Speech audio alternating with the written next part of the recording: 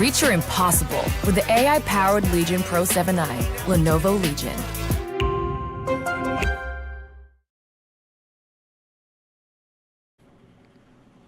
Alrighty then, ladies and gentlemen, welcome back once again to the Lenovo and Intel presents India's Top Gamer featuring Mythpat-R6X. My name is Blackjack. Joining me once again is my co-host Santa, as we are back for some more beautiful Rainbow Six Siege X. Yes, sir, it is a fine evening indeed, and we hope everybody at home is having a great weekend, as I'm sure we are here at the production. Santa, how are you feeling today? Absolutely amazed, absolutely ready for the event because today it's a decider for one of the teams. So let's go ahead and see who's going to go forward and who's it's going to be like a learning experience. That's pretty much on the boards. We already saw the teams working, and yes, to answer the question, I'm super excited. Had a lot of tea to get that energy, and let's have some C6 action. Absolutely, folks. So, for those who might be joining us and may have missed yesterday was the upper bracket finals, or you could call it semifinal 1, but this is a double bracket situation, so of course upper bracket final is the more fitting name, between Won't Stop Peeking and Team Uwu, which ended up in a 2-1 victory for Team Uwu, who have moved forward to the grand finals. Now, because it's an upper bracket, you can assume there's a lower bracket, and that is exactly what we'll be having today, the lower bracket final between, of course, Won't Stop Peeking and Zero Kelvin. And as you can see, the brackets are in front of you right now. You can see the journey that these teams have taken to get here, and it has been quite the journey indeed. Zero Kelvin, they were knocked down to the lower bracket by Team Uwu, 0-2 at that too.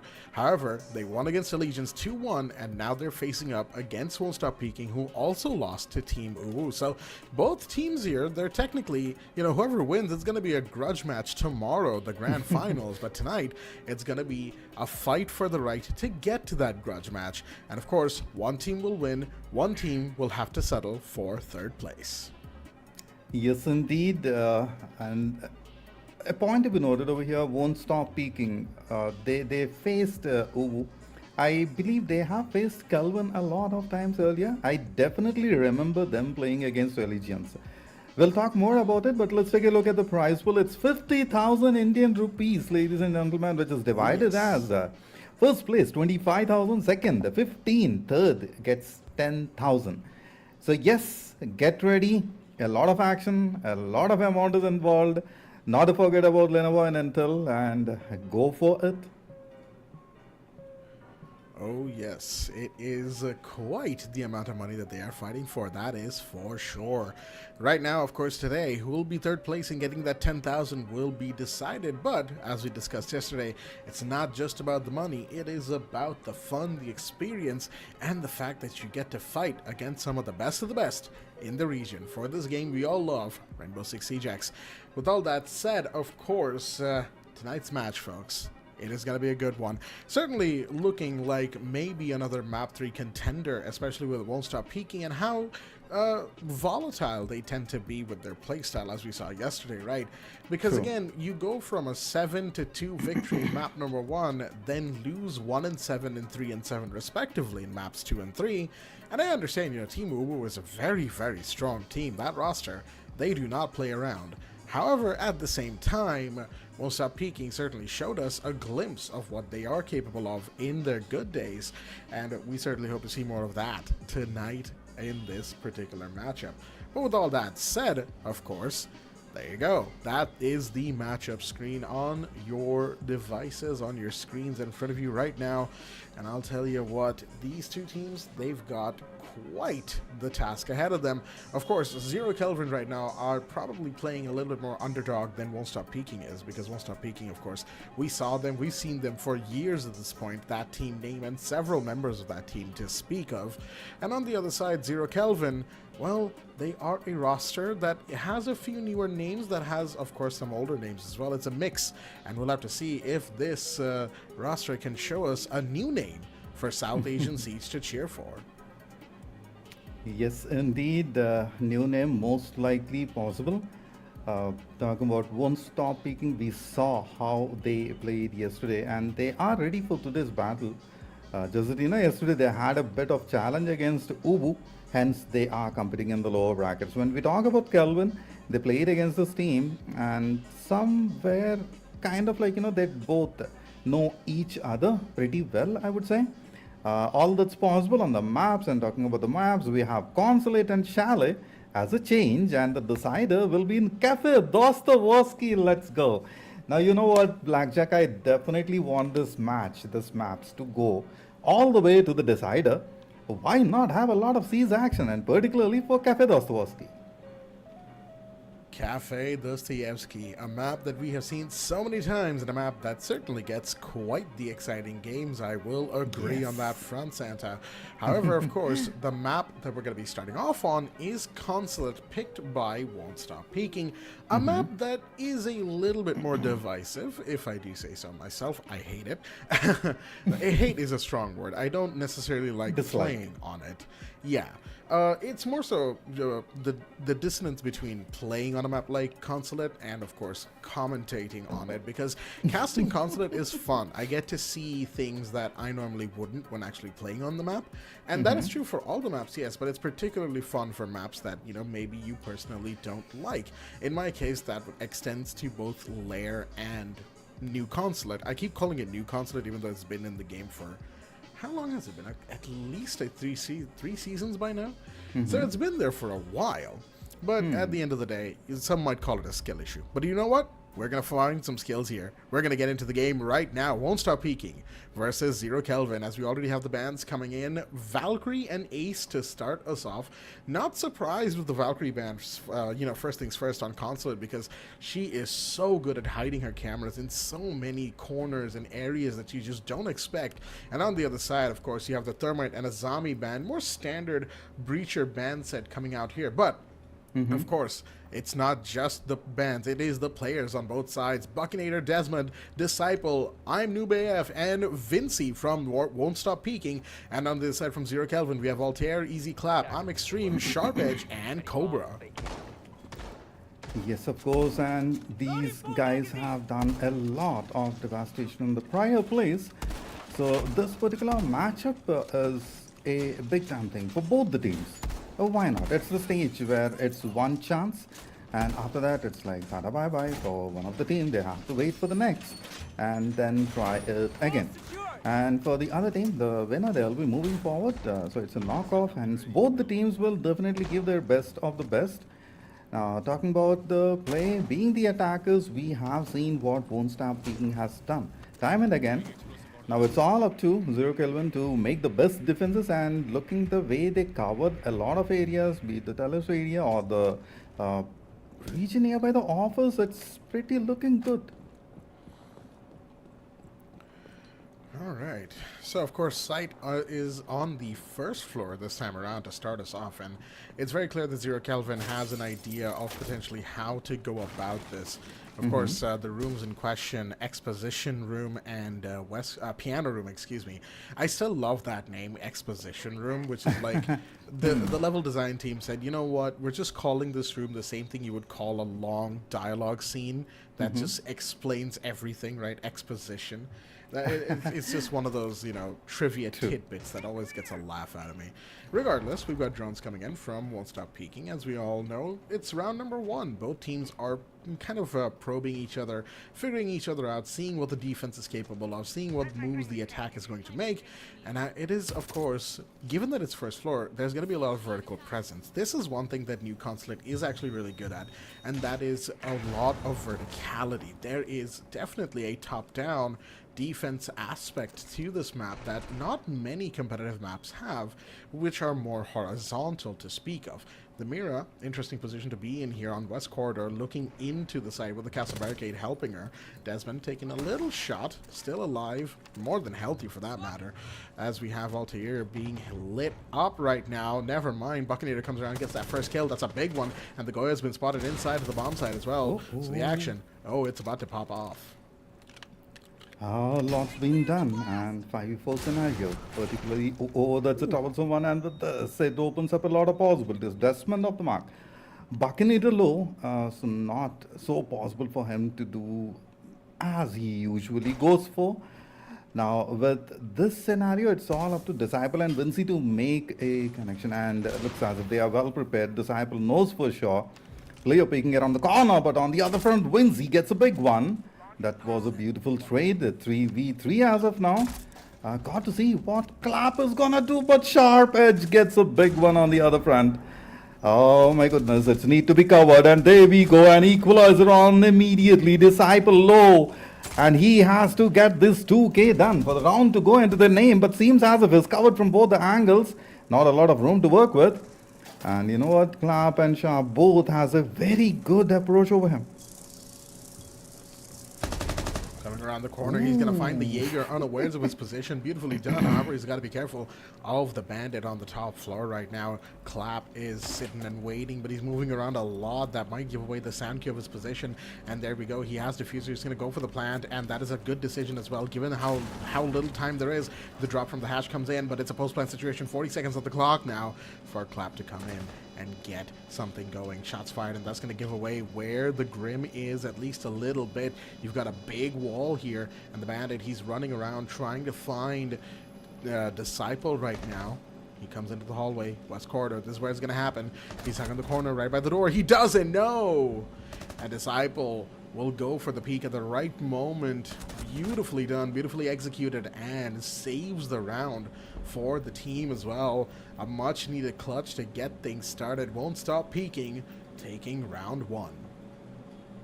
Right in the beginning, a big banger, and with that, a beautiful opening for the team. This is where Won't Stop Peeking will start their domination, is what I feel so. Now, if it happens exactly or not depends on the players as well as the team. So we got to wait for the same to happen. So moving on to round two, got to see how Zero Kelvin is going to counter the same, whether they would be able to, equalize the score or not. And I'm kind of expecting, let's say, possibility, but if it's so or not is kind of a question lingering on the corner. Talking about Won't Stop Peeking, they have definitely showed a bit of strategy. Now we are only speaking about one round. Let's see how this one goes, and then I can for sure say they have walked in with a better plan. 10 seconds to go. I think it has to be said that Buckinator getting that 5 first seconds kill left. on the castle on top floor certainly helped, right? Because that's the thing that I was mentioning earlier, that verticality on that first floor piano site is very, very important, and it's very important for the attackers to at least dismantle it a little bit. Now, of course, credit where credit is due, Zero Kelvin still held vertical pretty well all the way till the end, and honestly, Clap probably could have just... Actually, no, in that 1v1, there was very little Clap could realistically do now that I think about it. As I was going to say, maybe he could have done this or that, but, hindsight is 20/20, as they say. It's always going to be a case of, could he have done this? Could he have done that? At the end of the day, the play he made was what he thought was best, and, I got to give him, props for that. Regardless, right now, on second floor, of course, verticality is not that much of a concern. You do have Buck, who could go down below and blow up the floor beneath you, and that's something to watch out for. However, Desmond needs to get there first. And I'm pretty sure somebody's going to be on the room. Wait a minute, shots fired. Desmond, as I say his name, he takes the first body. And that Sharp Edge gone, the Legion, and those goo mines no longer active. Whatever was already deployed will be what's, the attackers have to watch out for. That's a good start for Won't Stop Peeking. Absolutely a good start for sure. And the rappel kind of is going to be a trouble for the player. And that's where a bit of rotation would happen. And by the hole being created, seems as if a connection is possible indeed. They have a bit of queue, so working around it, and I can expect a frag immediately. And my skill is right around the corner. Look at the way the positions, they know for sure. Here's where a flashbang can add on, and for sure, is that best for the play? Yes, indeed, he's making a path through the corner. Get ready. Couple of kills just about to happen. It is going to go down. We've got the entry coming in. I believe Disciple might have actually rappelled in. No, he hasn't yet. Call goes out from the Dokkaebi, the Logic Bomb. In effect, of course, giving away some of the positions. Of course, sound cues, so very important. You've got the Nomad. He really wants to get in here, Disciple, you can see, but he's waiting for the clear, and he's got time. 45 seconds remaining. Oh, he's going to go in, but the smoke grenade comes out. Desmond actually finds Extreme on the other side, but Cobra fires back with 1 kill of his own. Vinci to fall. Altair is so low as well.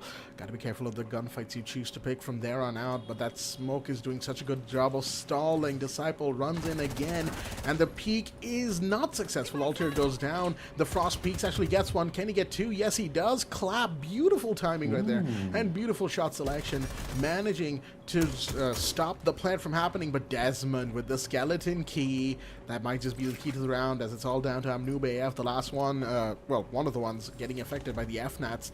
He's gonna find Cobra on the other side, and the Goyo will fall. A little bit more stable from the side of Won't Stop Peeking this time around, though that repel was a little bit questionable, a little bit. The Frost Peak shouldn't have been allowed given where the Twitch was standing, or repelling I should say, but in the end, they won the round. That's what they need to focus on. They are 2-0 up. Yes, 2-2-0. This is what is in store from quite some time for sure. I mean, I have expected sort of situation wherein I also expected that Zero Kelvin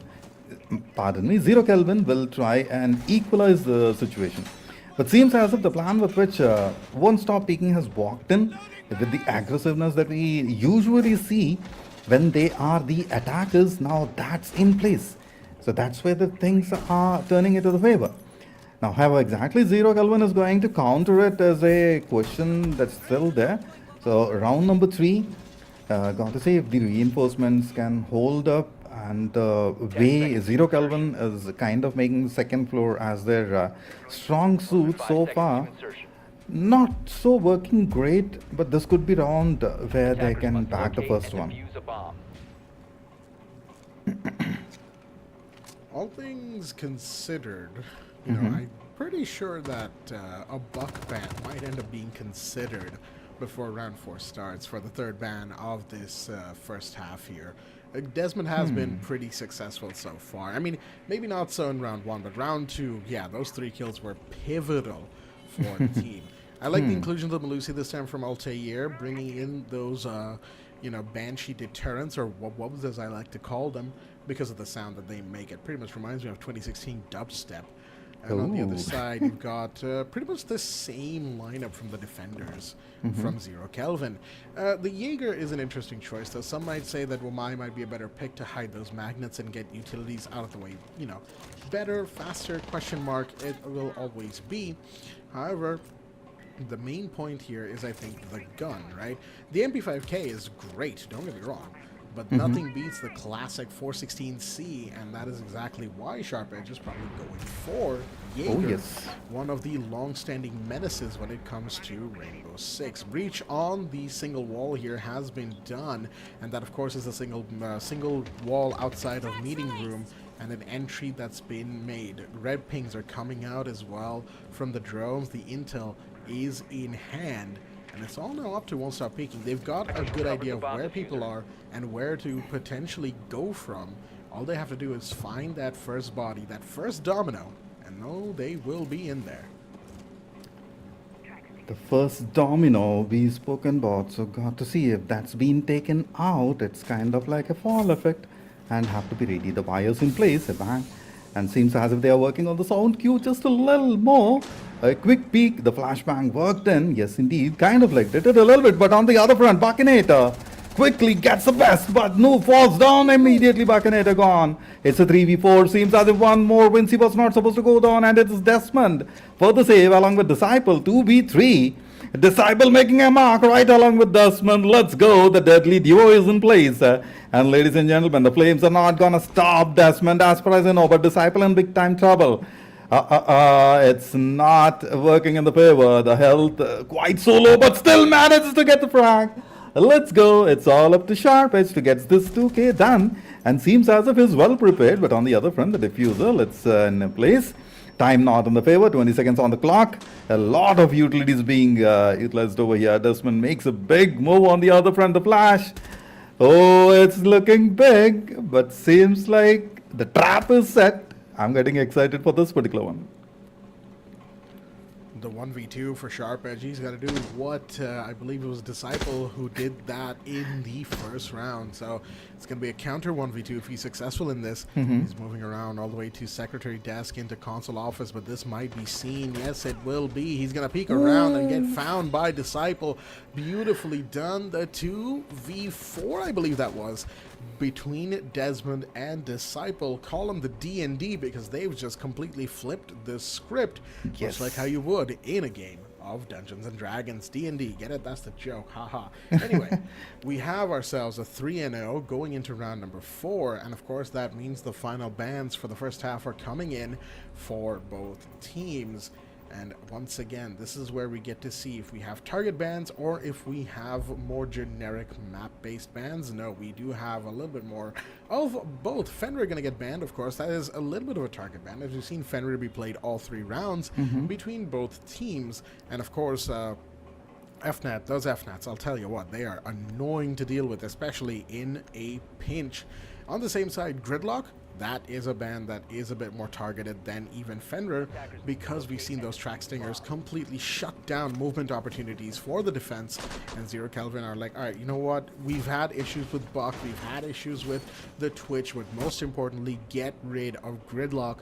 That way we can move around a little bit better and we can possibly take control where we weren't able to before. I also like the switch up of the site. They've decided to go to basement this time around. Of course, garage, arguably the best site of Consulate, at least in old Consulate that certainly used to be the case. Here in New Consulate, maybe a little bit more contested. But with all that said, I'm looking at Disciple right now, who is deciding to switch into the Montaigne. And given that it's a basement site, I do understand it, as we are now fully into round 4. Very well executed, I would say, and here's where the mind play walks into the picture. They know the map, they know the players. So executing one after the other. It's all about the execution. The strategy is already there. And 3-0, so it is time that Zero Kelvin has to make a mark over here. Because you know what, right after this, even if they manage to get around into the name, it's not going to be as fruitful as it would be. So this is where they have to buckle up and then get back into the game. And I'm expecting one.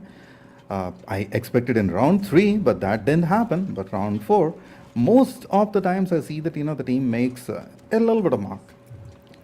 So hoping for the best.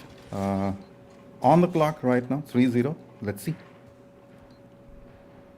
A moment of quiet. Rare when it comes to Rainbow Six Esports, is always there's something or the other going on. Nomad setting up those flank watches, flank routes being shut down thanks to, of course, those air jabs. Beautiful stuff to, you know, have on an attacker side. Because at the end of the day, sure, Gridlock might be better at dealing damage and making enemies squishier to and easier to deal with, but an air jab can certainly give you quite a lot of sound cues as well. And that recharge going off might be huge right now. There you go, the defender there just moving away in time. I believe it's the Goyo as well. There's a canister right there that's been spotted. So a little bit more intel. There we go. Cobra is going to get forced out of his position with the canisters being popped. With the Montaigne now ready to go. Hibana getting the breach going. That is, of course, on the cafeteria side of the site right now. Vinci, all he's got to do is make that a walkable rotate, and there you have an entry. But wait a minute, Clap's going to find one. That's Desmond to fall. That's huge. Desmond, one of the front gunners in these 3 rounds so far, on the 4th one, has to, unfortunately, sit this one out. The sledge no longer in play, but beautiful shot from Noob, who's going to get 1. That's going to be Altair to fall. Unfortunately, the castle yet to open his books for the time being. Breaches have been done. Entry has been made. The Bandit sneaking up, unawares of where they are. That's going to be 1 kill. His position is given away. That's a trade between Cobra and Noob, and Disciple finds another one, 2v2 right now, as both sides have an equalized body count. But wait a minute, there's somebody above. That is going to be Extreme playing the mute. However, Buckinator, he wants to go for this. He wants to go for the entry, and Disciple, he's low on health as well. Oh! What was that shot? The flick, Wow. beautifully done from Sharp Edge. He finds the Twitch, he finds the Monty, and completely shuts down the site entry by himself. Well played with the MPX and the Tubarão, and that's going to afford Zero Kelvin their first round, and a much needed one at that. This is where I kind of like feel scared about Tubarão a lot, particularly with the MPX. He does so crazy stuff. And in the right person, in the hands of the right person, it becomes even deadly. And that's what we have just witnessed. So yes, the score becomes 3-1. And particularly something that we anticipated a little bit, wanted the team to back the victory, so that it kind of like paves a path to the next set. Now here's where, you know, Zero Kelvin has to make a best use out of the situation. They got the momentum, need to just get this carried further. So as of now, concentrating on the reinforcements, like they said, so far second floor completely covered, but this also has been a point of breach several 10 times. seconds left. Now how exactly it's going to happen, 5 seconds 5 left more before seconds on the insertion. clock, and the way the kills have been secured, 2 C4s in this particular, it's quite interesting for sure. What's more interesting is the fact that they've decided to bring out the Mutant Mozzie combo, right? Those are the ones with the C4s, of course, I realize. Yes. But the reason that one, of course, is more interesting is because of just how much drone denial those two can do together. One of the longer running gadget combo duos as well, right? And Mozzie, of course, because we've seen them be played so much. I believe one of the earliest times I remember that particular combination being pointed out, at least to my memory, of course, it existed longer than it was pointed out. Oh, wait a minute. Gunfights. Oh, Disciple, he's going to miss. And on a DMR, you do not want to do that. Sharp Edge gets that kill, and a very, very good one to start things off as well. That's your Brava gone. And I'm not sure if sending Brava for a roamer hunt was a good idea in the first place, because I believe that they were hoping for Brava to be the one to deny the mute jammers on the breach. We saw a brief flash of Vinci on the, there we go, on the breach wall. He can't get the mute jammer from there, and that's exactly what Brava would have been really, really useful for. Unfortunately, you've lost that operator on an ill-advised roam clear. And now, once again, Cobra, beautiful peek out on that hallway. Printer hallway gets one. But wait a minute, Desmond and Noob have fired back. 2 to fall. That's Cobra and Sharp Edge. Well, actually, the culprits, just now that I was talking about, they have fallen. So an equalizer, 3v3, is on the board. 3v3 situation. And you know what? I was kind of like expecting a 3-3 on the score as well. Whether it's possible, it's all up to Kelvin to do, Zero Kelvin to do it. Collab could be the one, but that stun gun, I forgot the name of this weapon. All that I remember is a stun gun from the old World War days. Meanwhile, quite low on health, so not be a possibility. It's kind of like scaring a little bit. Have to see. As soon as the flames are down, both are going to make a big time move over here. Kind of like trying to flush the other one out of the mark. Here's a flash. Oh no, that's not supposed to happen. Alright, 35 seconds, and we've got the smoke stalling for time with those gas canisters. He's still got one more, and that's exactly why you want him gone. He's taking a dangerous peek right now against the Nomad here. Flashbangs are out. They really want in, and there we go. Mute's gonna get taken out with the skeleton key. Desmond, effective as always, gets one, and now that could potentially secure entry if they just play their cards right. Where is the smoke? He's behind the overturned table right now, and that's what they need to find. But Clap finds Desmond. That's huge. The smoke is gonna be found. He's gonna be taken out. The Frost as well. Noob coming around. The Nomad with the ARX deciding, you know what, to hell with this. Pushes through the fire and the flames and says, you want to watch something burn? Watch this. Gets 2 headshots, gets 2 kills, gets the round for the team. Well played from Won't Stop Peeking. And I like this kind of organized chaos playstyle that they've had so far, right? Even when the first kill is taken against them, even when they lose the first body, they are able to stabilize, they're able to ground the ship or I should say, free the ship and move on as if nothing happened. That's exactly what you want to do when you're playing against a team like Zero Kelvin, who are trying to make a big name for themselves here. And so as we move on to round number 6, the ideal situation for Zero Kelvin on this defense would be to get at least one more round and move on to the attack with a fresh mind. Maybe a 2-4 is not ideal, understandably so, but it is what it is. Sometimes you gotta play with the hand you've been dealt, and for them, starting fresh on attack would be the best idea. Starting from the top, that definitely is a way to go 10 for. seconds to go. Yes, indeed. And the players are kind of like for sure 5 making seconds to this insertion. happen. 4-2-1. I want to see a 4-4 equalizer. Zero Kelvin trying their best to move further, when in time and again Won't Stop Picking is making it sort of not just difficult but impossible as well. Now talking about the entry point, checking around the corners, they already disabled the cams, and here comes a bit of distraction. That's a big move from Vinci, of course, was needed as well as soon as realized the opposition on the other front.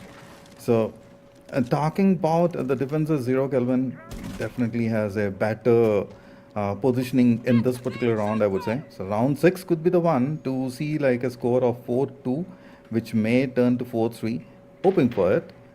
At the same point of time, with the momentum with which Won't Stop Picking is moving further, seems as if 2 frags, 2 kills just around the corner. And it's most likely Altair, I believe so. Altair, the castle, has to be careful about where they decide. Okay, Cobra, just spinning around with the fan. I'm not sure what that's all about. Wasn't expecting to see that, I'll be honest with you. However, regardless, shots fired from vertical. That's going to be Clap and Vinci getting into a gunfight, and Clap's going to move away from that. Understandably so. You don't want to lose your life. He's actually going to turn around and find Buckinator instead. That's a big one, but he's going to fall for his troubles as well. One down. Desmond taking yet another body. He's got to be careful, though. I believe the Mira is up here with him, and he's going to call for support. He's going to get it as well. Disciple with the drone. He's going to drone ahead, try to find these defenders. Where are they? Got to take him out. And there you go. Red Ping comes out. Flashbang. And Desmond, he wants to push in. He wants to get a kill here. He's going to do that. And somehow, this Mira is still safe. Just about gets away. Disciple low on health as well, but still finds Altair, the castle, to fall. And that is second floor, excuse me, second floor control pretty much entirely given away to the attackers. You can't hold against that. Cobra falls, and it's all up to Extreme and Sharp Edge. The last two stand. Never mind, Extreme, the last one standing, as the Nomad takes that kill. The Mozzie, who's been in the basement this whole time, he's got to crawl out, and there's an air jab. That's the sound cue. Position given away. They're about to aggress on him on this main hallway here. There we go. Spiral stairs. He can't go anywhere because guess what? They know where you are, buddy, and it's only going to take a few shots to take you down. We have a 5-1 Won't Stop Peeking with a beautiful first half, as they have taken a very aggressive lead here. And now that we're on round 7, guess what, folks? It's the second half. So the bands are reset, and we're going to have a whole new band phase to start from round 7 onwards. And this is where I can see a score of 5-2 happening, but right after that, it can turn things around again into the name of Won't Stop Peeking. I'm just talking about the pattern that I have observed between these teams and Rainbow Six Siege X, right from the prior tournament, or be it from yesterday. So as soon as the side switches, being from the defenders end, kind of like the first round slightly goes off the mark, but immediately they make a comeback. Thermite and Mira off. So there we go. Talking about the selections, we have Bandit, Legend, Melushi, Mute along with Capcan. Interesting. And on the other side, we have Amaru walking in along with Capitao, Blitz, Grim. And the last one, this is where it fills. Gridlock for sure. So let's go. I want to see that clap, which Clap along with Altair has made it happen. And now that they are the attackers, it's has to be a big one. And don't forget, expecting 5-2 on this particular round. I like the idea of using Grim on a map like Consulate, because Consulate is one of those maps where there's not only a lot of verticality, but another thing to highlight is that there are so many corners on this map, right? You look at Garage on the left side of your screens right there. You have the pillar, right? That's like 3 corners already by 10 itself. seconds Behind the remaining. pillar, the corner by the sink. You've got the pillar by garage. You've got boxes towards the 5 corner of seconds the map. remaining. You've got the van, the red van, all the way over to the bottom half, the right side or left side, depending on where you're looking at it from, of that part of the site as well. And that's just one room with like 6 or 7 corners, right? So given that Grim can bounce his Kawan hives into those corners, makes him a very valuable operator who we won't be seeing because Sharp Edge has decided to switch out onto the Flores. Now, of course, Flores is no bad operator of his own right, don't get me wrong. However, I feel like Grim might have actually been a better pick for the clear when it comes to site selection. Now, here we have an interesting decision making coming in here because there's a grenade from the gridlock that's going to force the bandit back. And wait a minute, someone's already on yellow, I should say, yellow hallway. That Sharp is to take Desmond down, but the C4 comes out. That's going to force the blitz onto the floor. Extreme is bleeding out right now. He's going to stay safe in the corner, but Noob knows better than to peek that right now. Flashbangs are out as well. That's going to allow for potential revive as the shotgun is ready on the doorway right now. That blitz might be low, but it doesn't matter. Sharp is taking shots, and he's going to fall regardless. We have the blitz being taken out. Beautiful shot on the legs by Noob. That's 2 bodies down on yellow, and that push has entirely failed, especially with the Flores not able to do much of anything when it comes to utility denial. They do still have a breach here that they can use. Shots fired on it, and there we have not a body. Clap is still alive. That's what's important right now, as they need to preserve bodies. Minute 30 on the mark, and wait a minute, is that buckinated right above the breach? Yes, it is, and I don't think anybody's going for the roam clear above. Gridlock falls, and will that be another one? Yes, it is. It's just a complete collapse from all over the place, and that is going to be Won't Stop Peeking, going to map point 6-1. 6-1, and it's going to, take it further. So there is no comeback from here. Probably I could expect maybe 1 or 2 rounds victory from a 0 Kelvin, and that's it, right? Not more than that. So probably a 7-3 kind of score. But so far through the tournaments, what I observed, whenever it's like the match point, almost 85% of the times, Won't Stop Peeking will just take it further, 7-1 be it. And we saw how aggressively they have been approaching. And again, Blackjack, I kind of feel like, I still doubt. Are they being the defenders really? But because the way they are aggressing further, it doesn't seem like they are the defenders. That's actually a really good observation you've pointed out there, Santa. The reason that it might feel that way is because of the nature of Consulate as a map, right? There's 10 a seconds lot left. of movement happening every single second of this 5 seconds on this remaining. map, right? And the reason for that is, well, because of all those corners I Attackers' mentioned objective earlier. is Of to course, locate a defenders bomb can and take defuse a it. lot more advantage of them. However, attackers, when they take parts of the map, when they take space, of course, are able to also use that to their advantage. And we've seen that work for Won't Stop Peeking for their play style because they love playing like that. They love, taking corners. They love creating space in those minute, niche, I would say, circumstances. And it works out for them because they are also aggressive gunners. At least a good number of them are. And that is why a map like Consulate is actually something that would be in their repertoire the more that I think about it. Now, of course, we've moved on. Site is on 2nd floor, console office. So verticality is no longer in play, and I'm seeing a lack of a buck from 0 Kelvin. So they are not going to do what Desmond did in the first half, which is to go below and be pretty much like a mosquito until, of course, that mosquito bite ends up completely shutting down the entire defense. Rappel is here, and oh, that elbow, yep, Altair saw it. He decided to maybe try and get something. Desmond's going to fall as Clap has gotten a big first kill. Where did that happen is my question. Was it probably on a window or something? But that Azami taken off the board. So Kiba barriers are no longer in play. Whatever was deployed is whatever you have. But wait a minute, Extreme goes down to Noob on the other side. And the Mute shotguns out. He's ready for yet another big play. Big play. It is 6-1. The more that has to happen. 90 seconds on the clock. So this is where the entire action begins, and we know for sure it's going to be a bigger, better move right in. 4v4. E-Clap slightly low on health. So it's Buckinator for the play. He makes the mark.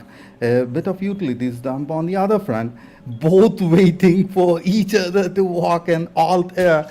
Definitely in for the surprise as soon as Walson is gonna get a big one on the mark. But look at how Sharp Edge from the other front. Buckinator gone. It's a 3v4. And Sharp Edge is the one who could get one more kill on the mark, but Disciple on the other front and a big C4 frag on the mark. Disciple slightly getting low. Noob on the other side, not so noob for sure.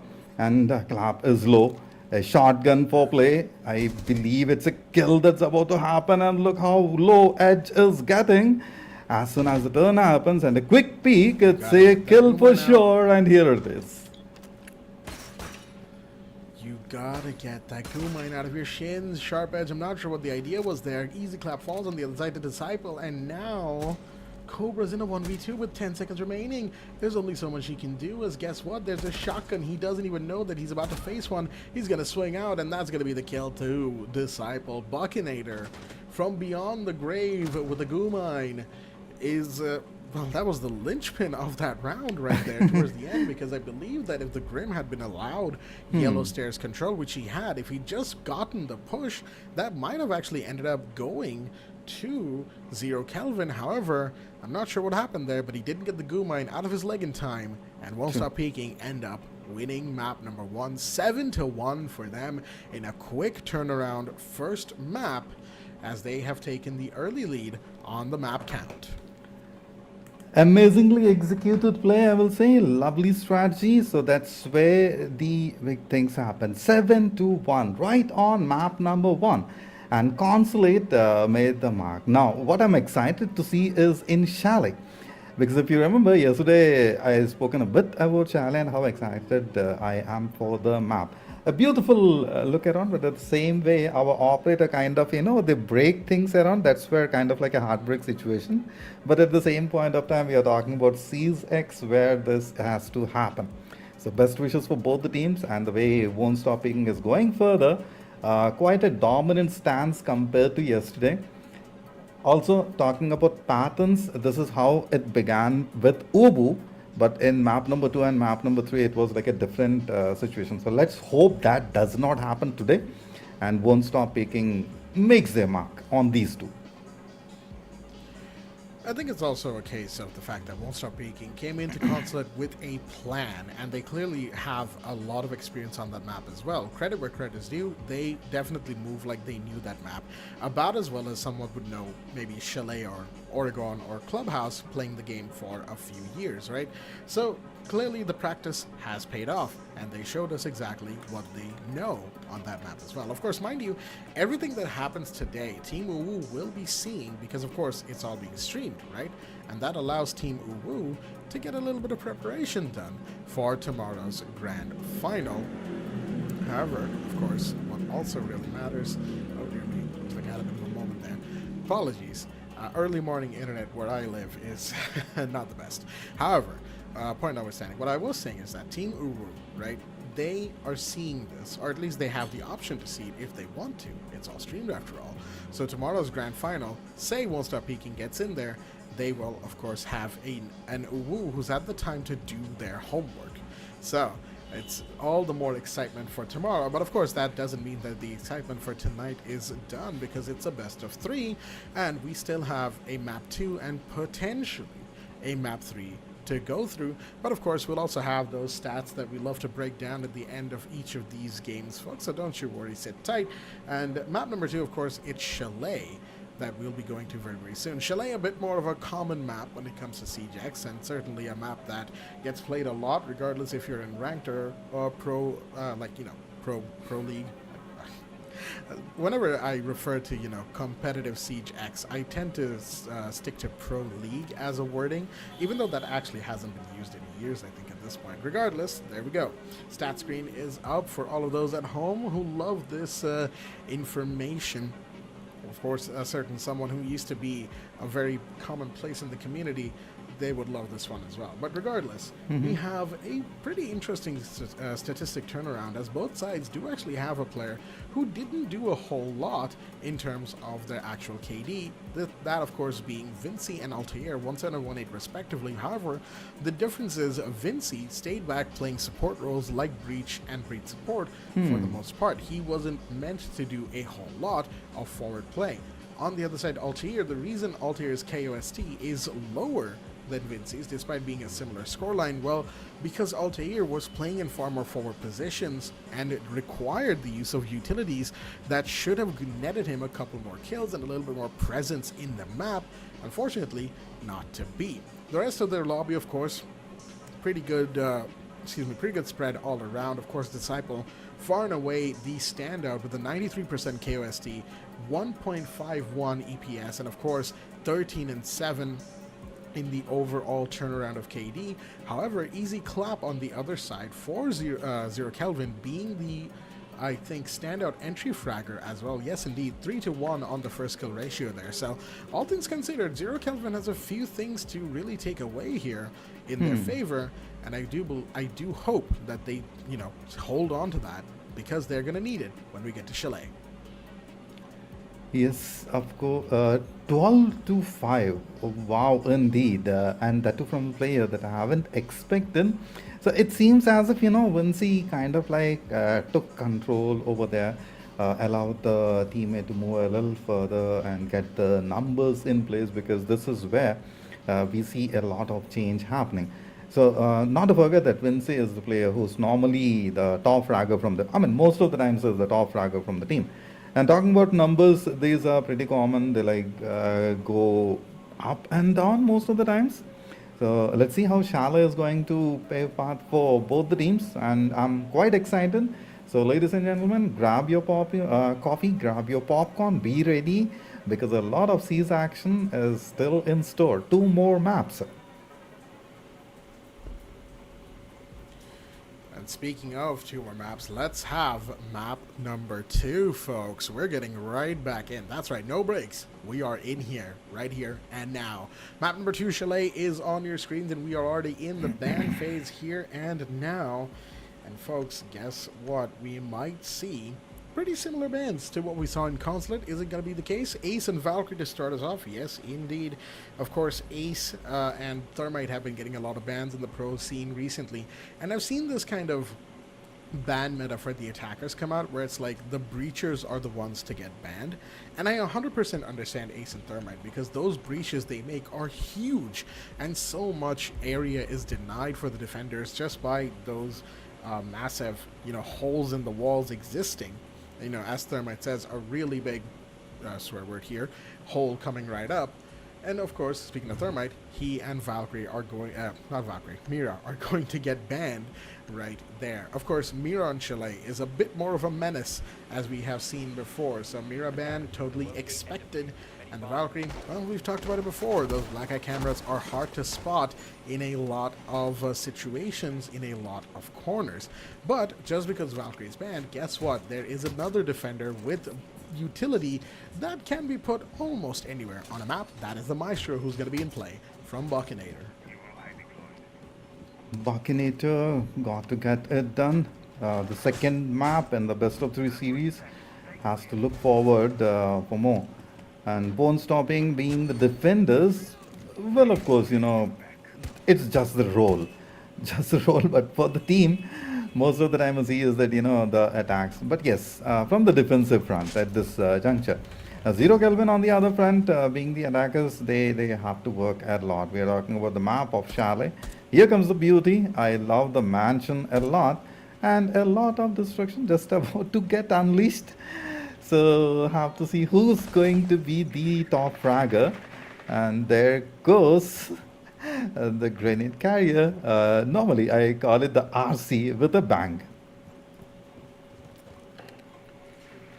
Well, the RCE Retero drones from the Flores, of course. Ever the a really useful piece of utility as well. Those explosive drones, especially because they have that invincibility perk once they shell up, right? You cannot destroy them once they are set to detonate. And I like the design of them overall because the short timer means that you have to be so very careful. Wait a minute, Capcan, his position given away. He was droned out.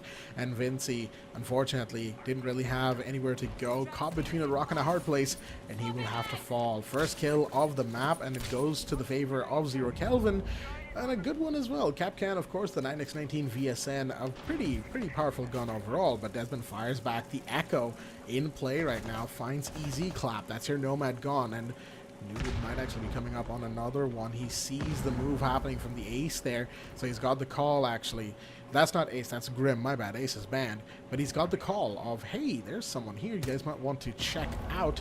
But because he's holding that small room, he's got to be careful about this, as he's going to get pinched. The flashbangs are out, and now the Frost is in a spot of bother. He's still alive behind a reinforcement. At Sharp Edge, he's going to take a bit of damage. I believe that might have been from an Evil Eye. Potentially speaking, the jumping is there. Does he know where the Frost is? Yes, he does. Beautifully done. He's going to get that kill extreme, and that makes it a 3v4. Body count advantage for Zero Kelvin right now, as that puts them in a good position to start things off. However, 60 seconds, and as we all know, anything could happen. Lot of possibilities. 3v4 situation wherein, quite troublesome, I would say. And yes, a bit of verticality working in the favor. The floors being covered. The hatchet, this is where a kill is about to happen. A bit of explosion, nothing to worry as of now. The other grenade is going to make a mark. Most likely has to flush from the corner. And the site is also kind of like open. I'm slightly skeptical to the part where around the library, if it is possible or not. But yes, a quick flank and a rotation can definitely help. Time is of essence. Both the teams playing on the time. And on the other front, oh, that's a lovely takedown, followed by one more and an equalizer. Meanwhile, going for the diffuse plant. And immediately you see Disciple getting a better of the situation. The round victory into the name, and a big one in Chalet. So the opening makes a mark, and that's where tStopPeeking are leaving their mark as well. The site retake right there from the Malusi at the end, of course, had to do it. It wasn't really a retake if the site was, never really taken over. But the main point that I'm trying to make here is that the Malusi came around, got the down of the Gridlock, got the kill on the Hibana who dropped hatch. And then, of course, the final shot fired on the, whoever it was, I think it was the Grim on the, in Pantry Hallway, right? So that 3K right there, quick 3K from Disciple, well played on that front, because without that, certainly that would have been a tighter round, maybe even a win for Zero Kelvin. And when you're on Chalet, of course, you want to win rounds as an attacker, right? As attack on Chalet has a unique perspective compared to other maps. Old Chalet, in fact, I believe it used to be considered attacker-sided, although it's been years since I've had even seen old Chalet, so my memory on that might be a bit shaky, folks. New Chalet has had moments where people have thought, is it attacker-sided, is it defender-sided? I believe it comes out to be slightly defender-sided as it stands right now, but of course that also depends on the team and their overall their overall playstyle, right? Ooh, okay. Not sure what Desmond is doing on the Echo up on first floor. Not exactly an operator you tend to see on the roam, and especially given that he's right by the first floor kitchen hallway. Of course, that area is where a couple of roam clears going to happen. Wait a minute, Desmond's going to find two? Wait a okay. Three. Never mind. I was being doubtful of the Echo, but he's just... Oh, no. No. That's not something you want to do. Sharp Edge with a team kill, and all of a sudden it is a 2v5. Zero Kelvin, oh dear me, falling apart in round number 2. Not the situation I wanted to see, and not a team kill, not at least in this situation, where it was very much needed. The Disciple going for the sharp one. Lovely indeed. Clap is the last to stand, and it's an ace that is needed. Heavily denied, covered from both the honors, finds one, gets down in the shotgun play. Lovely mark from Noob, not so Noob for sure. They knew the corner needs to be covered and how to flush it. 2-0 on the board. And I can see a 3-0 happening just like that, waiting for the time. And the way the Won't Stop Peeking is approaching the entire situation is looking fabulous. Vinci is definitely on the support role for sure, I would say. Talking about the numbers on the other side, Buckinator, Disciple, Desmond, they are the ones making the mark. Wow, indeed. Let's take it further. So, shall we expect the 3-0? I mean, given the way things are going, given the trends we've seen so far, I certainly can say that it might happen. 3-0 might actually end up coming to fruition here for the side of Won't Stop Peeking, as they themselves would certainly like to be in that position, right? You want to get as much of an advantage as you can when it comes to your map positioning overall, your advantages, your disadvantages. You just need, the more space you take, the better it will be for you in the long run. And of course, given that a game of Siege can tend to run pretty long, that's exactly why you want to take as many rounds early as you can. With all that said, of course, we're going to move into round number 3, and it's going to be First Floor Kitchen, the site of choice here. And this is something that I really like about New Chalet. Again, New Chalet, it's not new anymore, of course. This version of Chalet is that a lot of the first floor sites, both first floor sites actually, are very, very viable.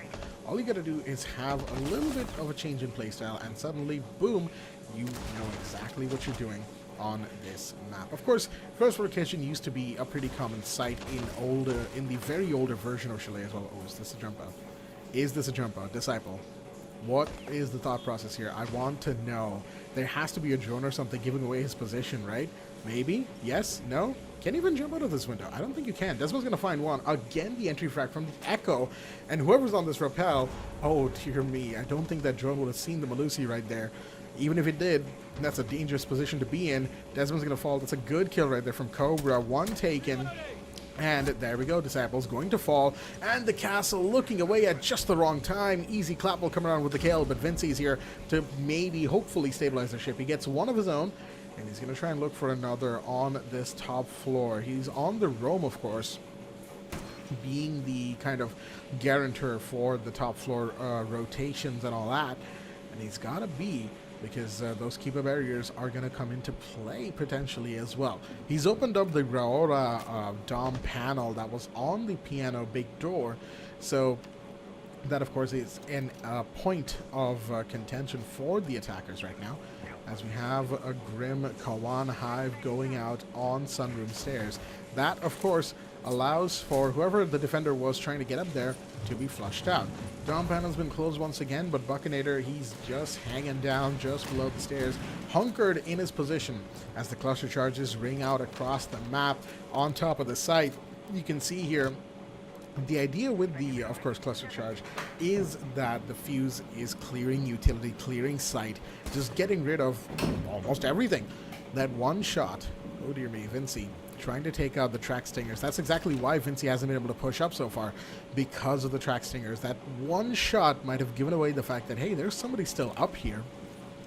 But if the attackers here from Zero Kelvin are not careful about this, they might end up not being able to do much of anything in the side. Wait a minute, there's a drop, and it's going to be seen. That's a kill for Vinci. One down. That's diffuser dropped as well. Another one to fall. Double kill for Vinci right now. And it's all up to Easy Clap, who's going to get found by Buckinator. The 2v4 coming in for these two. Won't Stop Peeking, going from strength to strength. Yes. And guess what? In that round, they did actually have to stop peeking, because if they hadn't, those final two would have died. So the patience immaculate as they get the 2v4 done and make it 3-0. Once again, a very good early lead from them. Amazingly executed, and that made the mark they have been looking for. And the team is all in for it. 3-2-0. Now it is Gridlock and Azami off the mark. So with this, have to see how the composition is going to be. And whenever we see 3-2-0, it's 4-0 for sure, 5-0 for sure, but then comes a comeback from the team. So Zero Kelvin, Whether they can make a 3-1 remains as a question, and I'm expecting for it as well. A lot of attack needs to happen, and with a lot of aggression is needed. Let's see if that's the case or not.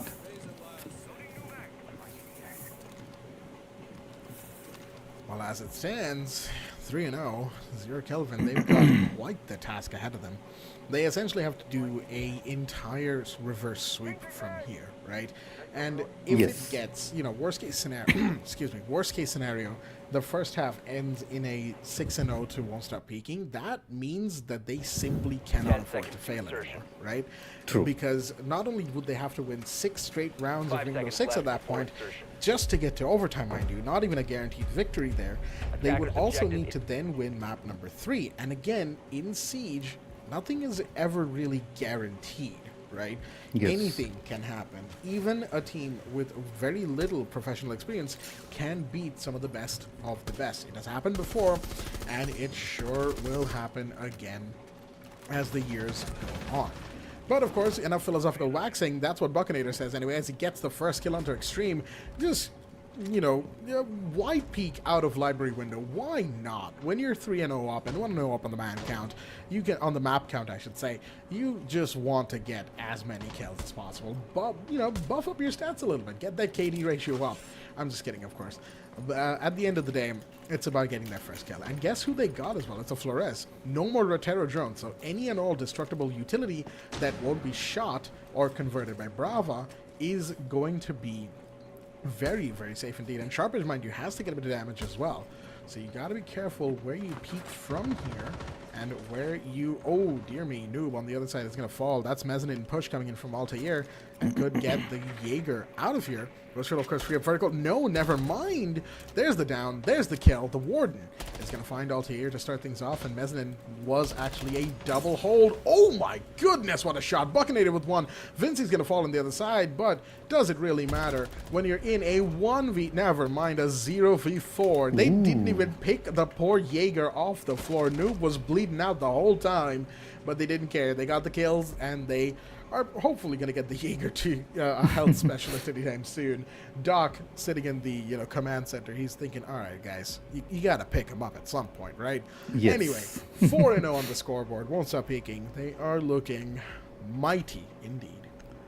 Mighty it is. 4-0. Hibana and Iana together. That's a force to work with, and we can expect a bigger, better play.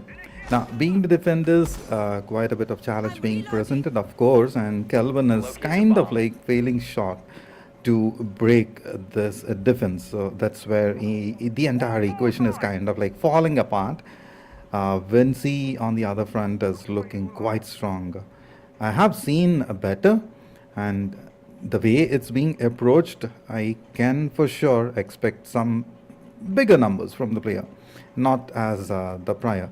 But Noob on the other side, of course, he is rising up to the occasion. On this particular map, it's slightly falling. Look the way it's been covered from Desmond and Disciple. Lovely contribution overall. And I want to see those kind of numbers from 0 Kelvin, which is falling short a lot. Wherein these moves are going to make to happen. I believe so. The shield should make it.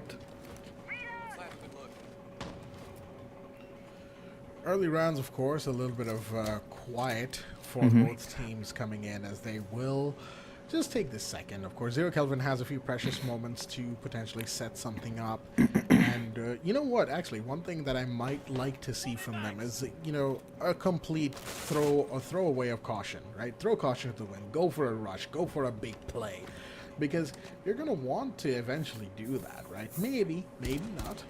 We have ourselves the first shots being fired. Altair and Clap getting a bit of damage done to them. Oh my goodness, you connected that. Disciple. And this is exactly why Disciple's a pro player, not me. I would never have been able to get that shot off, of course. But Disciple, well, he's more than happy to do that. As the first body is taken, it is once again won't stop peaking. Desmond with the second now, as the attackers are now pushing down West Main Stairs. That's a Montaigne with Iana not behind him, actually. Iana's going to choose to move out towards the hallway side instead. Disciple is here peeking this, of course.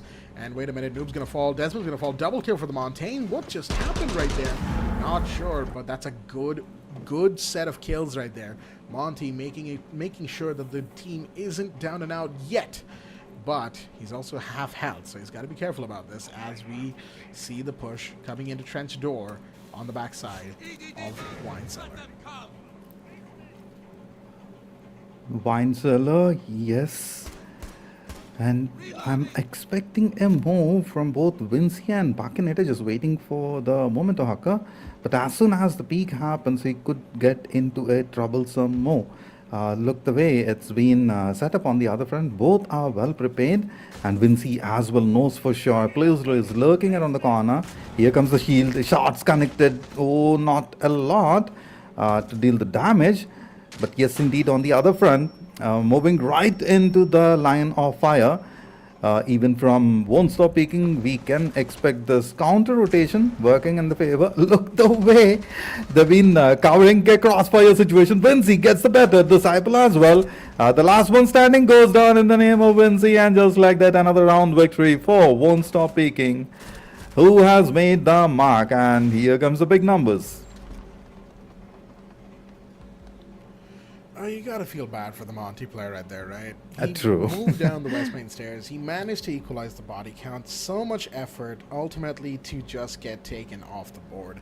I will say, though, Zero Kelvin deciding to get all three of their remaining players pushing down trench door and into the deep breach right there wasn't the best idea.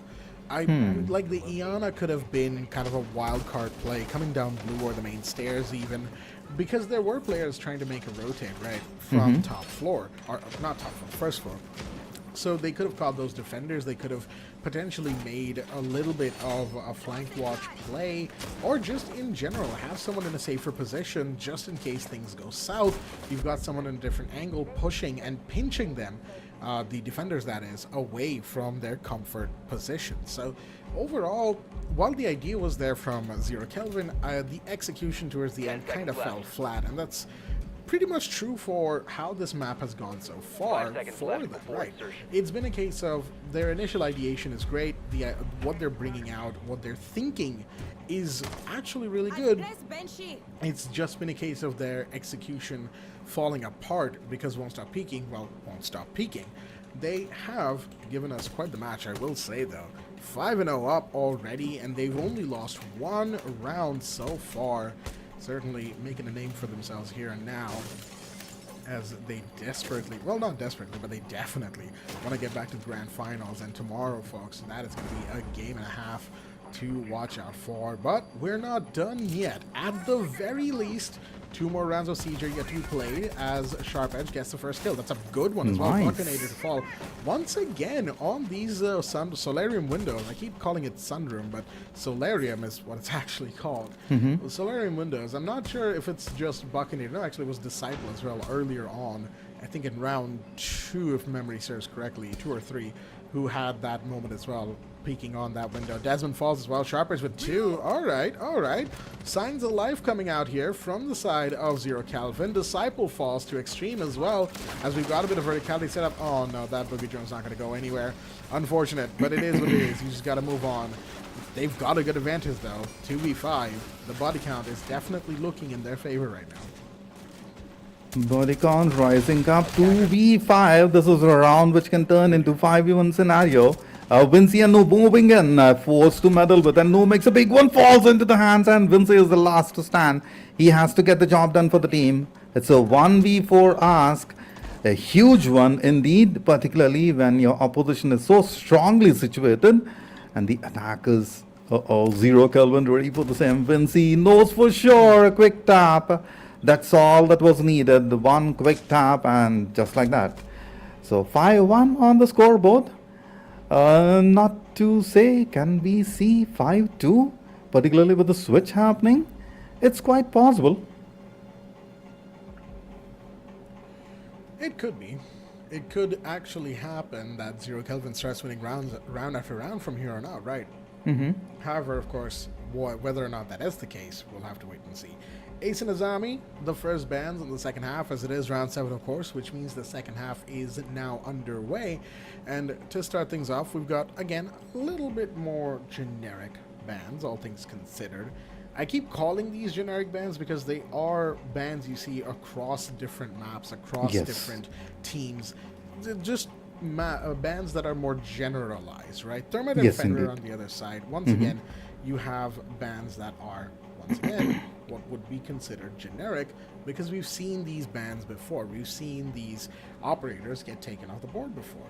And that's exactly why, you know, that is generic. And I'm not sure exactly why I decided to go into the reasoning behind calling them generic bans. But sometimes, you know, feel like it makes for a good talking point, right? What really is considered a generic ban, quote unquote, right? So in this case, those would be. I mean, Mira would also count. However, Mira has not been banned. It's Fenrir and Azami, the defenders, who have been banned. So, you know, Zero Kelvin, they didn't bring her out this round, even though they have decided to go to second floor, of course. The first time we're seeing second floor as well on this map. So office and bedroom coming out to play here. And Zero Kelvin, they've got the tuba out, they've got the mute, no electrification either, because of course you've got access to Thatcher, you've got access to secondary EMPs. Why waste a slot on and you know, someone like Kaid or Bandit? But again, if you're going to go to second floor, where the breach plays such a heavy role in office, right? That is a very common plant spot. Breach, smoke, plant behind the half wall. So if you're not going to at least try to deny it, I'm not sure what the thought process is there for Zero Kelvin here, but it is what it is. They've decided to go with this, and now they will have to play with what they've chosen. Choices it is. That's where they have to either make it, break it, live with Okay it. then. Cobra down. 2 bodies off the mark, 5v3, just like that, right in the beginning. That too, I expect this is completely tilting into the favor of won't stop peaking. And you know what happens whenever we see the 6 on the board?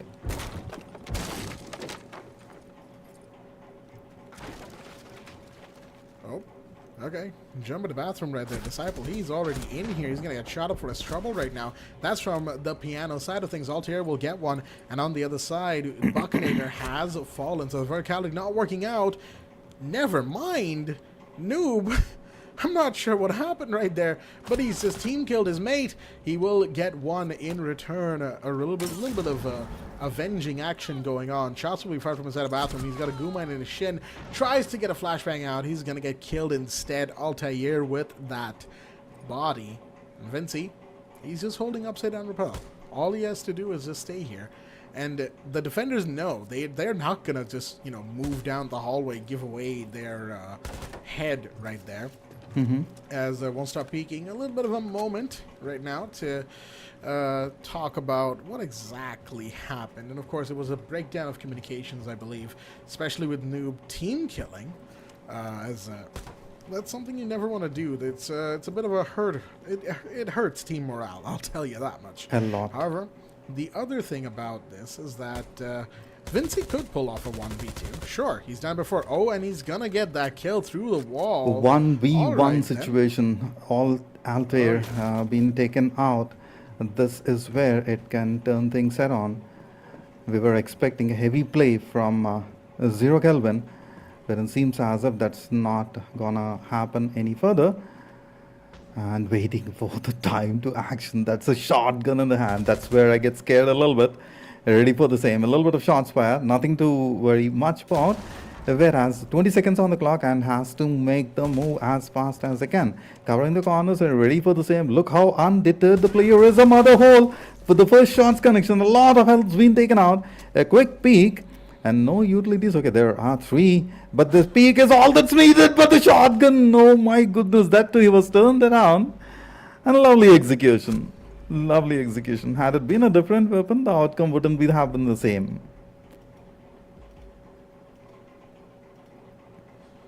Alright then.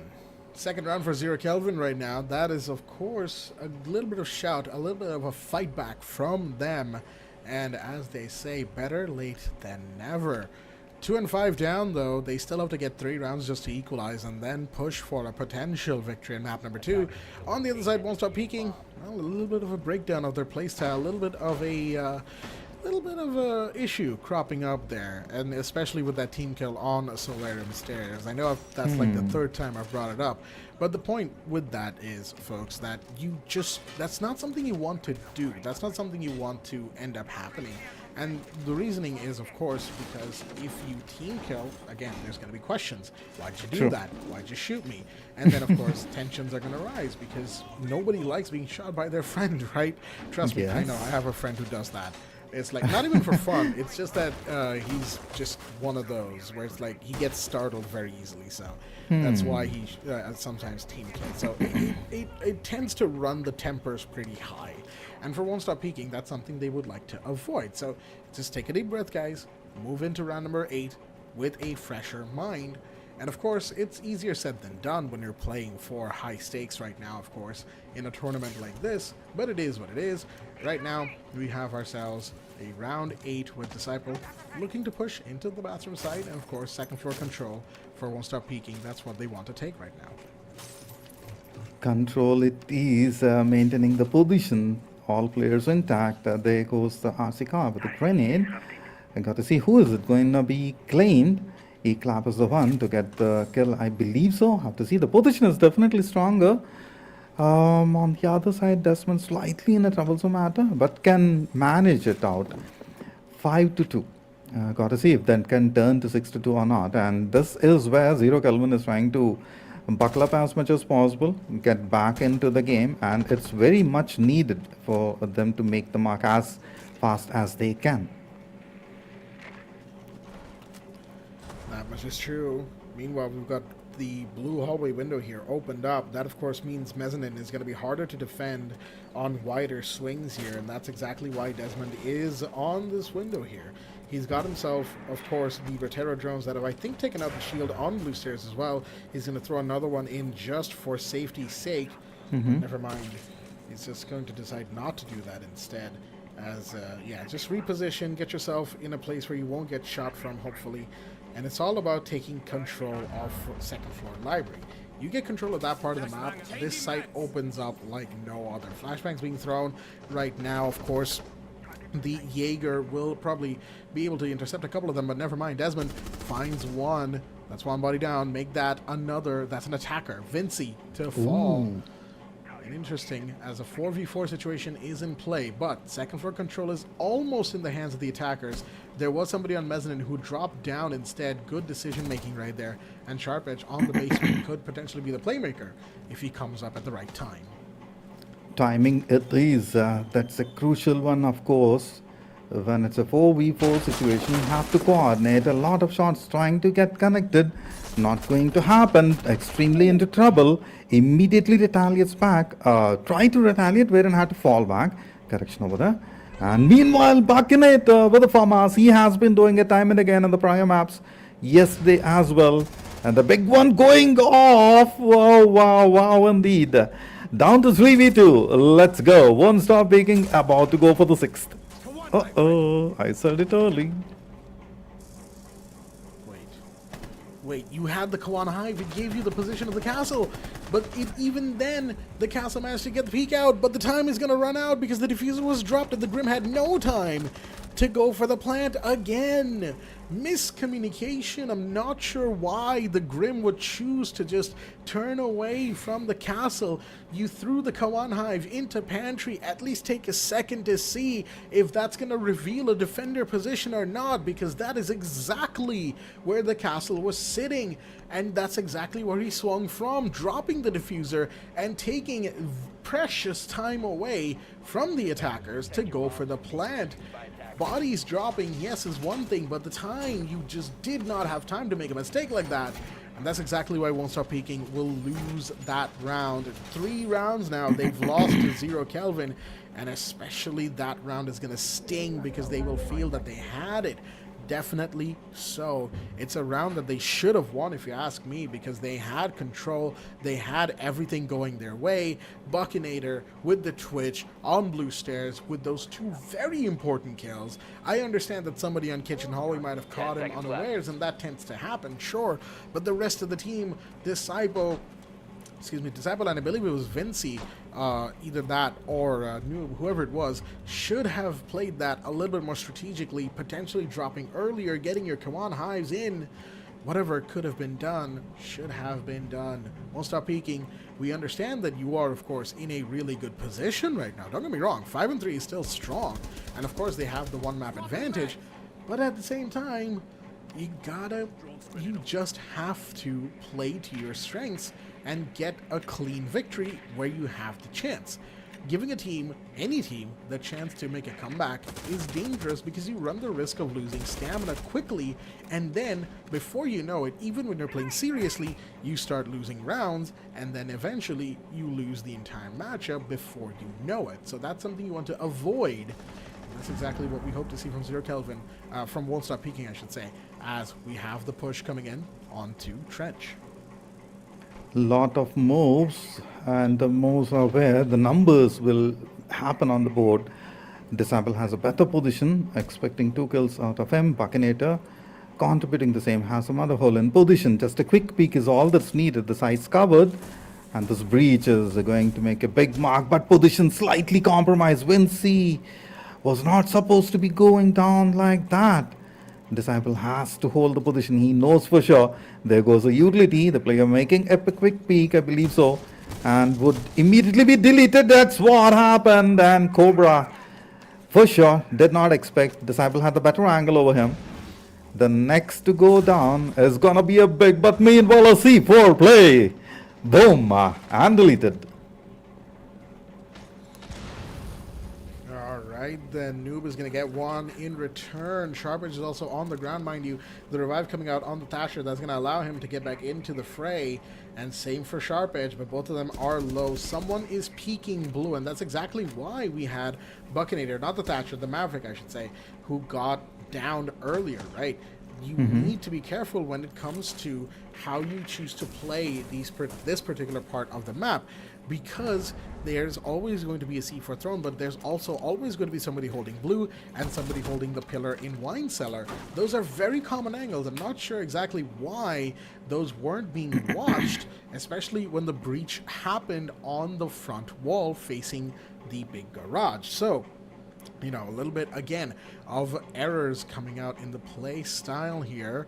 Disciple coming down main stairs. This is what I was saying earlier when Zero Kelvin was pushing this particular part of the map, is that somebody should have been playing that off angle, but he might get pushed here. He doesn't know. The blind side, and Buckinator to fall on the other end as well. It's all up to Noob, the last one standing. He might be able to get one, maybe two, but time is not on his side as he goes for the peak. He goes for the grenade toss. 3 seconds remain. He's in here. He gets one, but the time will run its course, and that will be another round to Zero Kelvin. We have ourselves a situation at hand here, folks, because that is now 4 rounds that Zero Kelvin have won, and the last 2, I have to say, Won't Stop Peeking has been making a cacophony of errors left and right, and it's giving Zero Kelvin more and more ground to stand on. WSP, whatever momentum he had from that first 5 rounds, it's gone. So you need to reset as we have the final bans coming in for map number 2. A lot of reset is definitely needed. Mira and Gridlock off. This is something that I expected, but not with this intensity. Blackjack, I'm expecting a 5-5 right now. An equalizer for sure. And also, I'm kind of surprised what happened to Won't Stop Peeking one after the other. So many things that's been missed out. Needs to get covered as early as possible. I'm sure the team has a plan. Just while execution, something is going off, and that needs to be corrected as fast as it's possible. Because if it is 5-5, don't mind my words, it's definitely going to be 5-6. I mean, a 6 and 5, well, that puts us into round number 12, Santa, and that, of course, is a round of ones, as I like to call it, as that will be 1 round for whoever is on the 6 point to win, but 1 round also for whoever's on 5 to push into overtime. And that, of course, is another shout in and of itself. But with all that said, let's zoom back out a little bit, or I should say zoom back in a little bit. Round number 10, we've got the second floor in play here for the defense. Zero Kelvin on a roll right now as they are looking to equalize in this matchup. going up to potentially the 5-5, right? The equalizer that we mentioned before. And from the other side, won't stop peeking. Well, they're going to need to try and figure something out because they have lost far more rounds than I think even they would be comfortable with. As we've got a couple of interesting selections here in terms of their operators. The Ash on Disciple, no more Grim, deciding to go for the Gunner instead. And of course, you've got the Dokkaebi ever present, but those meat jammers will make sure that not everybody gets affected by the Dokkaebi calls. With that said, of course, it all comes down to that final execution that Won't Stop Peeking has just not had good luck in. Lot of moves, and I have to agree with that. I'm kind of excited, kind of looking forward for the play from Clap with the stun gun and the Vector in the hands of Cobra. He has been a menace to deal with, and time and again he has done it, even on the prior plays. At the same point of time, we have seen Buckinator and Disciple doing their things, and they are ready for the same. So the rifles in action against the SMGs, kind of to look forward for. Noob on the other side took a lot of damage. The DMR for the play seems as if he had an off angle, and it died troublesome for the player. Has to be really cautious. That Frostmat making sure that Noob is low on health, of course, and that's the other thing about the Frostmats now, of course. They got a little rework to them that allows for attackers who get caught to stand back up, but now you're limping, you're making noise, you're bleeding, giving away your position constantly. But guess what? So will the global call going out from the logic bomb of the Dokkaebi, allowing for sound cues to be heard all over the map. Extreme is on first floor, and I don't think they know this. We've got Zofia using her stun. That's going to give away the fact that Altair is playing by the half wall, very close indeed. Vinci really wants to peek this sniper flash and just, say to hell with it, but no, he's going to get the peek on the door. That's beautifully done. Altair to fall, and they've got to, get in the map. Fall in quickly. Buckinator, no, the disconnection at the worst possible time. We have another body coming down. Sharp Edge falls, and guess what? We have Extreme taking one of his own. That's on blue stairs. He's going to get taken down. Disciple falls as well. It's all up to 1v2. Desmond in this situation, he has very little intel. He knows one's in bathroom now, but where's the other defender? All the way in Solarium, and he's gonna get taken down. Clap comes around, and that is going to be another round 2-0. Kelvin, beautifully done from them, holding the ship despite losing so many bodies so quickly. And once again, I keep saying this over and over, where is your flank watch? Because Won't Stop Peeking, the entire reason their round and their execute got completely derailed is because not only did no one clear first floor, they didn't watch their flank, they didn't watch blue stairs, and that is why they lost so many bodies that quickly. I'm certain this is going to get covered as early as possible. And not to forget, it's a similar situation that yesterday happened. And that's where Won't Stop Peeking kind of like made those, I won't say mistakes, wherein, it needs to be corrected, is what I would like to put across. Come on, up to the equalizer, and right from where we have seen the score at 0 Kelvin, definitely working their way up. And I can see the score going for 6-5 as well. So this is where the corrections need to happen, and it needs to happen pretty fast. Absolutely it does. As right now we're just taking a bit of a pause here, folks. Won't Stop Peeking. They need that tech pause, of course, because they need to get Buckinator back in the lobby. And there we go. Speak his name and he shall arrive. And that, of course, completes that roster. Definitely needed. And that is one thing that I should probably point out. I was pretty harsh on Won't Stop Peeking at the end of the last round, but Buckinator's disconnection is not on anyone other than technical failures, which, again, no one's fault. So it is what it is. Buckinator probably could have been the difference maker in that round, but for now, they will simply have to move on. 5-5, it's an equalizer for the side of 0 Kelvin, who have won 5 rounds in a row. And that is exactly what they were looking for, right? That's exactly what they were hoping for. They desperately needed it, and that is exactly what has happened. And that means, as we move into round number 11 shortly here, once we get the ready confirmation from both sides, that it's essentially a reset, right? It is now a glorified first to 2 here, and the first team to win 2 rounds, that is. And that means we will still see that 6-5. So your prediction was actually correct there, Santa. Congratulations on that. Thank you. But, yeah, 6-5, I'm excited. But what I'm most excited for is to see that if Won't Stop Peeking has taken this time to address the issues that are plaguing their team, which is flank watch and execution, folks, we have an exciting game on our hands now. Exciting game indeed it is. Moving towards a mark where, now from here on, I'm kind of like predicting something at the same point of time. The way the match is going, my mind is telling me something, and we see the other fronts happening as well. So who gets the 6th is, who wins round number 11 will definitely leave a mark on the play. And you know what? Every victory kind of like leaves a mark on the mindset as well, and that's where kind of it falls apart, or maybe breaks things. From the side of Won't Stop Peeking, I'm slightly surprised if it is the same that's moving on or not. Now got to see how they will get situation under control.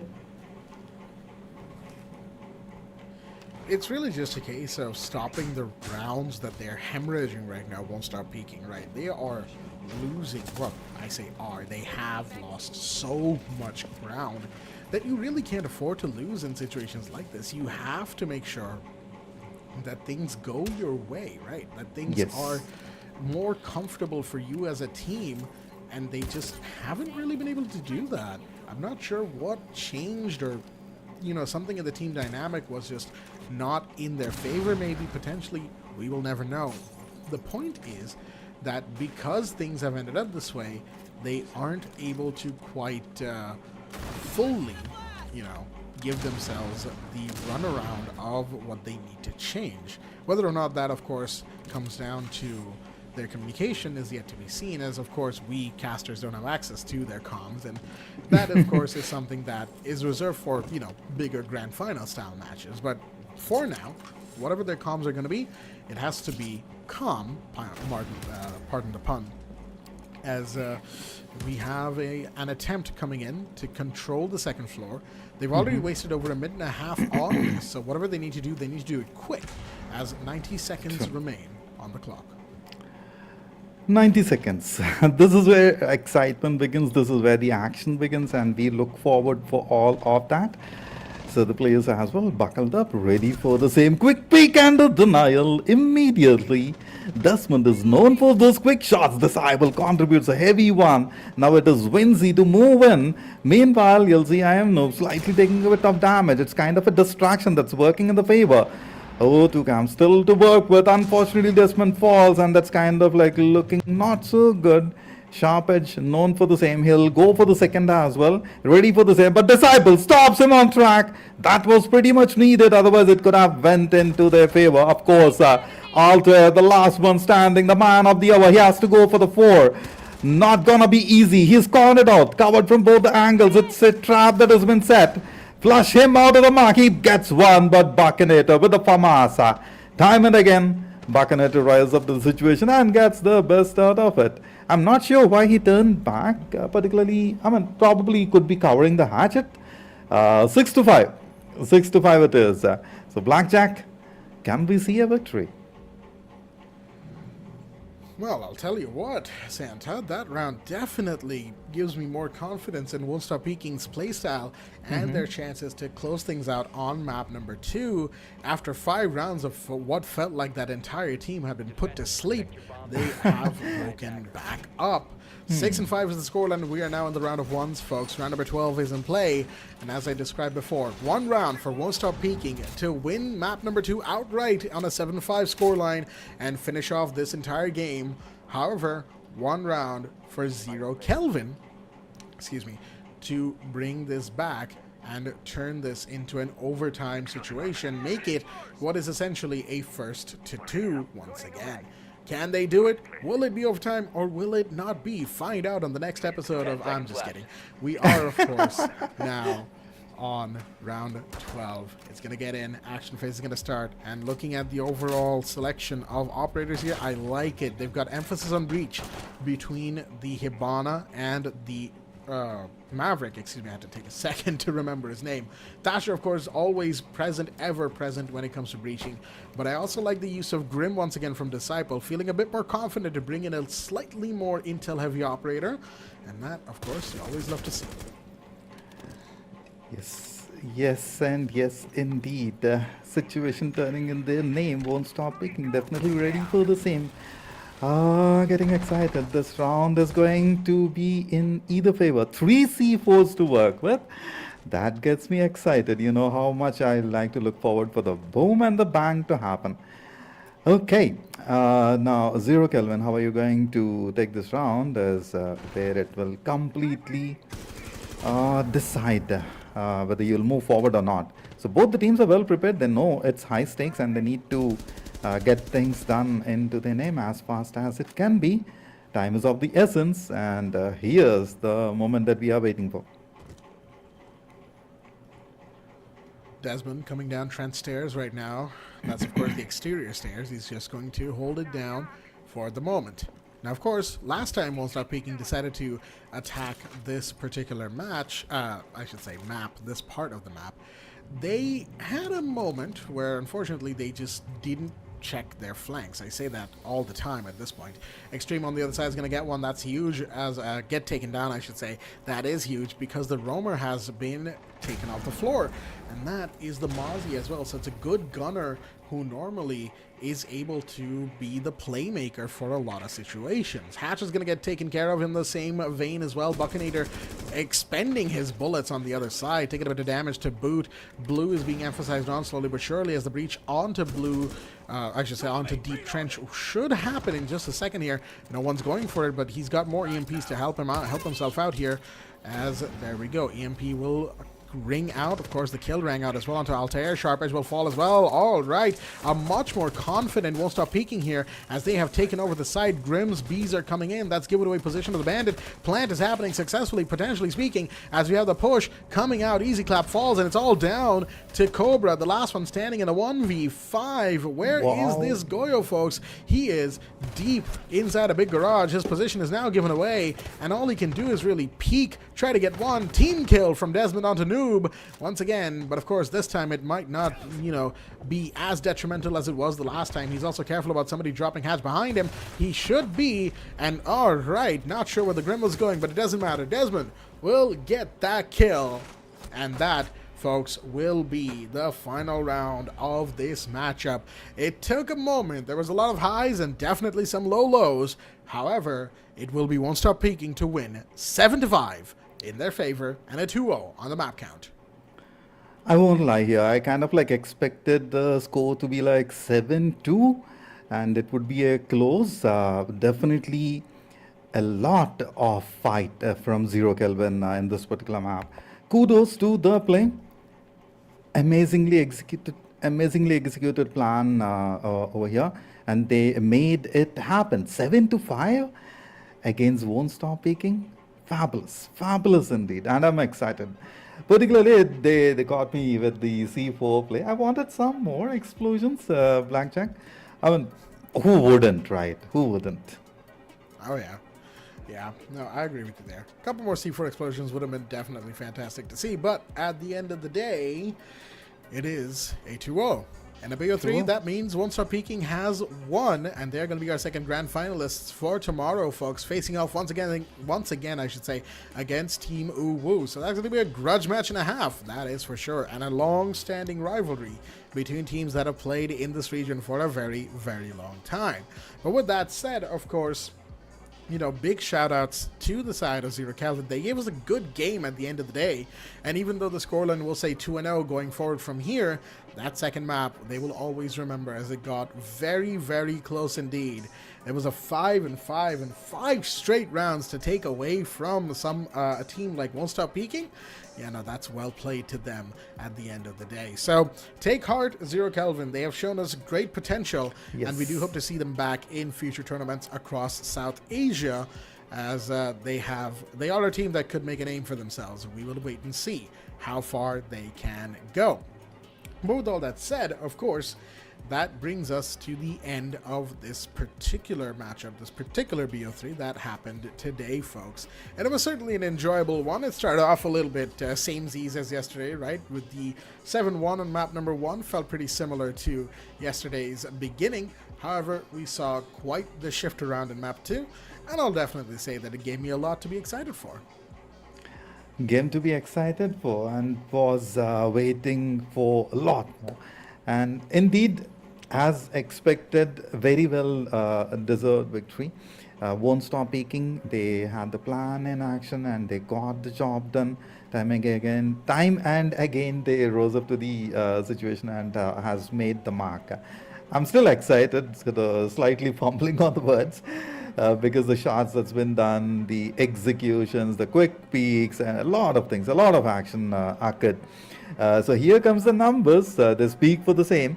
12 to 8, 8 to 7, 8, 10, 11, 10, 11, 9. Wow, indeed. On the other side, a sharp edge, sharp play, buddy. 11, 10.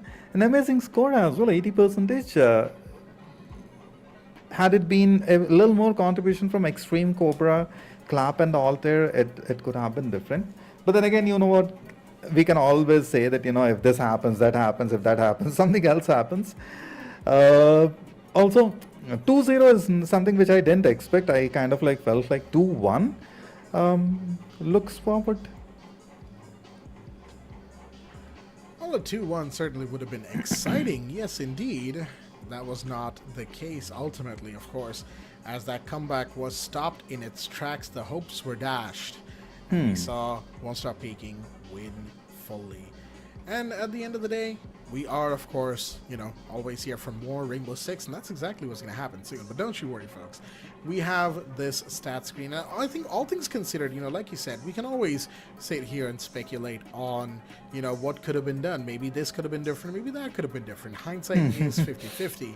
However, at the end of the day, what matters most is that they are able to get the rounds that they need and win the engagements that they are, engaging in. Excuse me, voice crack, not sure what happened there. Point is, we have ourselves a grand finals that is certainly quite exciting indeed, as it is a repeat of what happened in upper bracket finals, I should say, a rematch, not a repeat. If that were a repeat, I will say that I would have words for both teams. Like, come on, guys, you fought through the lower bracket only to then have the same outcome. Well, that's certainly not what we want to see from Won't Stop Peaking, but that will be for tomorrow. As right now, of course, that brings us to the end of this particular night of Rainbow Six matches. So, with that said, folks, once again, big shout outs to the teams that played, and of course, big shout out to the side of Zero Kelvin, who will have to settle for podium position, or place 3 as we like to call it, 3rd place, and 10,000 INR to themselves. It's not a bad place to be in, especially in the face of giants like Won't Stop Peaking and Team Woo. So, well played to them, all things considered, and of course, congratulations to Won't Stop Peaking for the grand final spot, at the very least, even if they unfortunately may not win tomorrow, or win, we don't know yet, of course. There is still 2nd place for them. But with that said, of course, once again, big thank you to production here at the Lenovo and Intel Presents India's Top Gamer featuring Mythpat for having us on and for giving us these exciting games. Once again, thank you, Santa, for joining me. I've been your host, Blackjack, and before we sign off, Santa, any closing thoughts on the match we've had today? More C4s. That's all I'll say. Aman, I'm not. Can't I ask for a little more of explosion on the maps? And in shallow, it's quite possible, right? So maybe tomorrow, let's see if Shalay gets into the pool of the maps, and that's final tomorrow. So I need a lot of explosions. Come on, get us a bit of excitement, and that's where we can get those teeny tiny clips. You know what I'm speaking about, right? You can proudly say that in such a big tournament, this is the explosion I did. I made someone fly. May not be that exciting for the others, but yeah, look forward for more tomorrow. Buckle up, because if you thought that day 1 and day 2 was so exciting and so fabulous, the grand finals are going to be bigger and better. Oh, absolutely. With that said, folks, I do believe it is time to sign off for us here at the desk. And with that said, thank you once again for joining us. Thank you for Productions for having us. And thank you, Santa, for joining me on this cast once again. We'll be back tomorrow with the grand finals. Timu Wu versus Won't Stop Peeking. I almost said Zero Kelvin right there. Timu Wu versus Won't Stop Peeking in a best of 5. That's right, folks, tomorrow. So mark your timers. Get your food ready for tomorrow. And with that said, we'll be signing off for tonight. Stay tuned and good night.